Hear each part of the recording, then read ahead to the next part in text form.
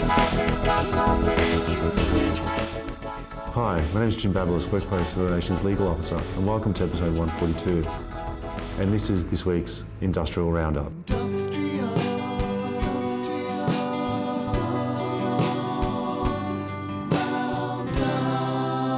For this week, we have our ERIR Directors meeting taking place this Wednesday, the 4th of March. And also this week, we're definitely now in the tail end of our nurses bargaining.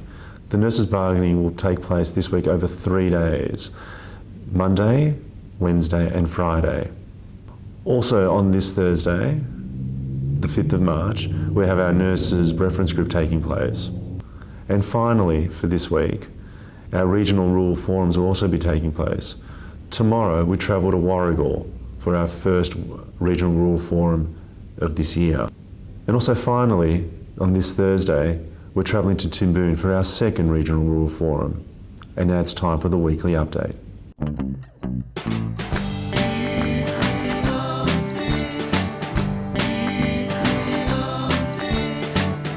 Hello, my name is Jim Babalis, Workplace Relations Legal Officer. Here today I have Rem Richards, Workplace Relations Consultant. Hi, thanks Jim. Rem, how you going? Good, thank you. How are you? Good. Now Rem, when we start these podcasts, we usually introduce a clue. This time round, I'm just going to get you to slightly move this box instead. I don't know if this is really a clue, but it's massive. It's a sign of things to come. It's a sign of things to come. It certainly is. Listen, it's not War and Peace. It's actually the Royal Commission Interim report of all things. Yeah, so exciting times, but we just really couldn't get War and Peace into this. It was still smaller than this. All right, so Jim, the government released the interim report into Victoria's mental health system.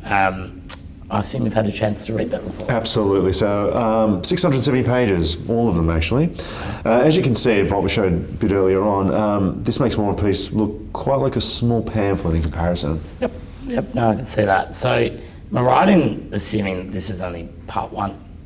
Yes, the final report will be released on 31 October 2020, so still is some way away now, but we're probably anticipating a report probably slightly larger, if not the same length as this one. Okay. What led to the Royal Commission? Yeah, listen, I guess there's a number of things, but there was generally an acknowledgement of increase in mental health injuries, and that this was having a greater impact across, I guess, society and the economy.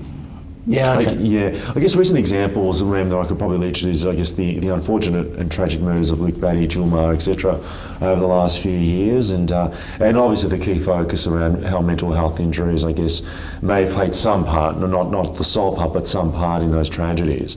Other factors include pressures on the insurance and statutory insurance sector through increased TAC, work cover and public liability claims. I guess though, Martin Foley and Peake, I guess, concisely stated this as follows.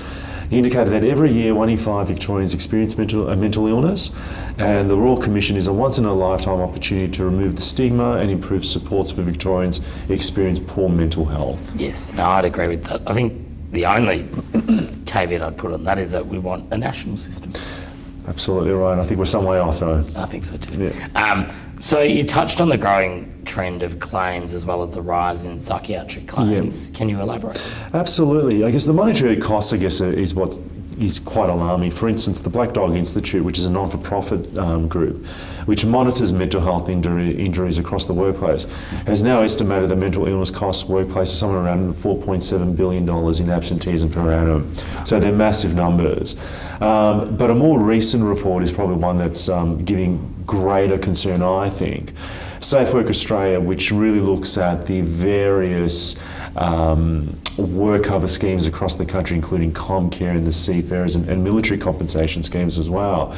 In their report, which was published in actually the 7th of June 2018, have estimated the cost now to be truly closer to $6 billion, which is another significant rise. So I guess if you look at the list of individuals who gave evidence at the Royal Commission recently in terms of witnesses, it did include a number of representatives from both the TAC and the VWA. Yeah, okay, that's interesting. So it's a nice segue into what are the key themes and recommendations.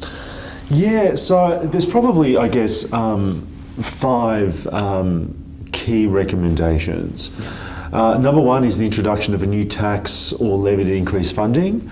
To increase outreach services and follow-up care for children and young people, teenagers for instance, at risk of suicide.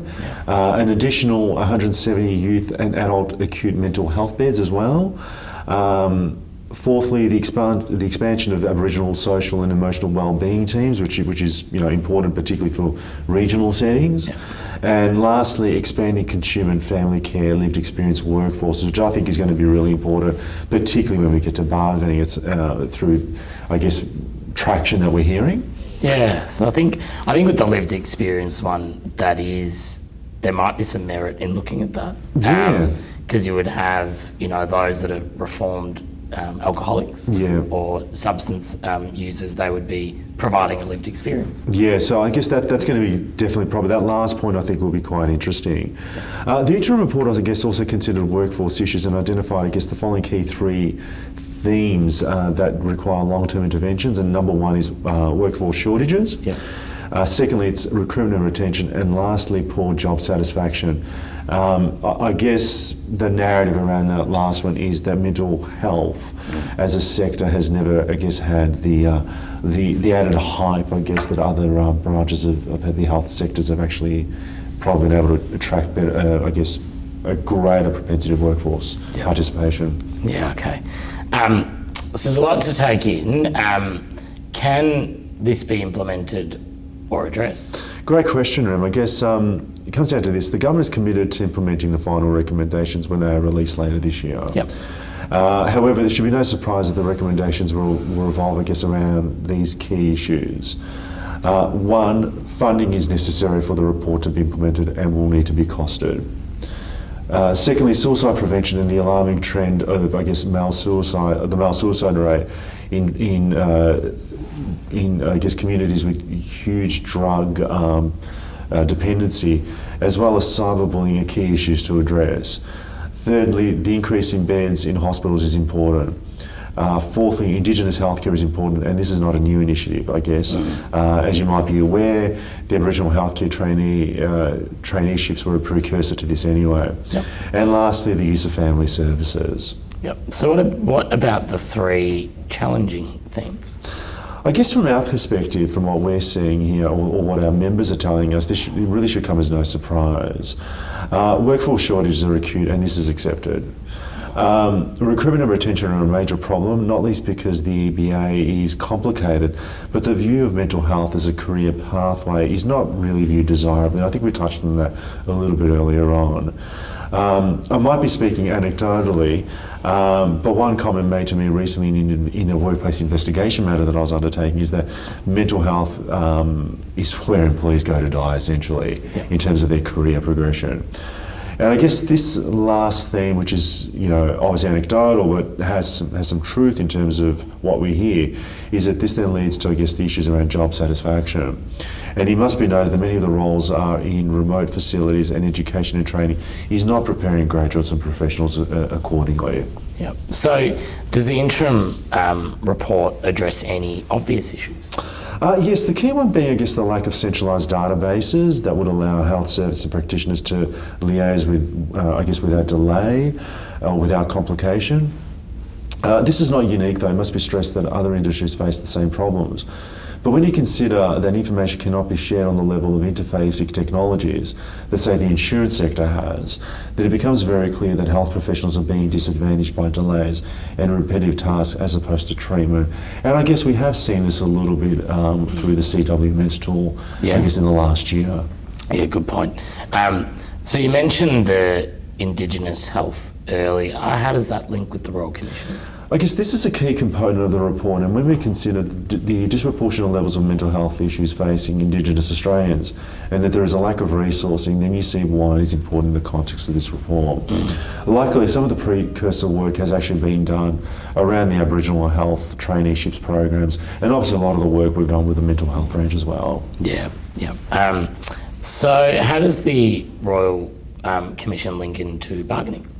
Tough question, Ram. I guess there is consensus with the unions on these themes. The main challenge is how they are implemented in the new BA and what process is actually going to be involved in that.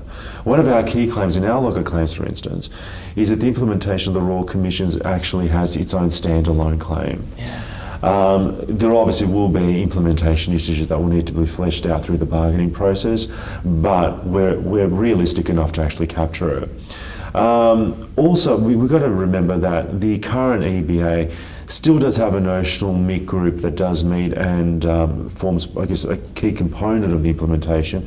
And this can act as a forum to address these concerns as well. And we probably might look at just a similar theme and process through the next round of bargaining. Yep. And I think the point to make at the moment, though, is that none of these initiatives around workforce can be costed. Absolutely. So we don't know the cost. We don't know the cost, and obviously, I guess government will implement these things, but what the final cost will be and where the final trade-offs will be is still up in the air right now. Yeah. Okay. So, any final thoughts, which we probably touched on? But yeah, I guess listen, the EBA negotiations are going to be quite interesting, and I guess the new agreement will be critical as to how, I guess, the recommendations of the Royal Commission report will be implemented.